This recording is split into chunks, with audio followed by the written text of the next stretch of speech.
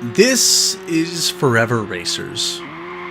This is the game. The entirety of it. You can see the whole map from this one hilltop, and it's nothing but roads of dirt and pavement as far as the eye can see. A ghost town sprinkled with a handful of time trial tracks that you can race on. That is, if you can control your vehicle long enough to get there. The way your vehicles control is self-proclaimed to be wobbly, and that's true. The amusement of attempting to drive these ridiculously top-heavy vehicles from point A to point B is one of the game's major selling points. But that appeal lasted less than 10 minutes before I was struck with the following thought.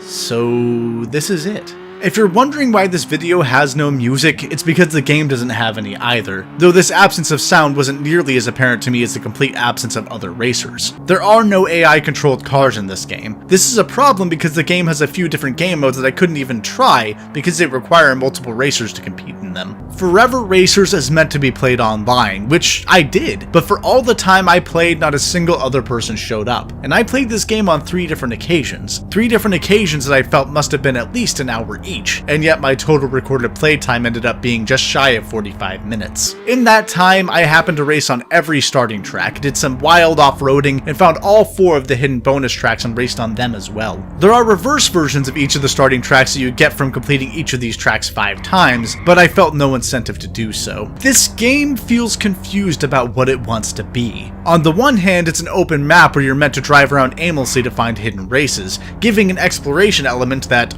only pads the game by about 15 minutes if I'm being generous. It wants to be funny and quirky with its wonky physics in the same way that Octodad is funny and quirky with its purposefully bad controls, but that wears out its welcome quickly when the player attempts to take the game's time trials seriously. And yet, it also feels like this is an unfair critique because I never got to experience it the way it is meant to be experienced, with a full server of other cars as shown in the game's trailer. At the very least, with other racers to run into, the wonky physics would be more prevalent. Having cars to crash into each other and essentially stumble over one another could have made the game at least a bit fun with a beer and some friends, but I still don't think the game would have had much staying power. Discussing this game is painful. I've stated before that I tend to know my biases. Like many, I want to root for the underdog and not squash the hopes and dreams of newly blooming developers. But I have a responsibility to my viewers to tell you that I truly feel like you shouldn't buy this game. It's an incomplete product as far as I'm concerned. I wouldn't even put it on a shelf labeled early access. It feels like a developer's debug room made available to the public for $5.99. There's so little content here that I'm barely able to make a video on it. I think the best thing for me now is to stop spinning my wheels and get to work on my next video. Oh, right, similar titles for this one. It probably sounds weird,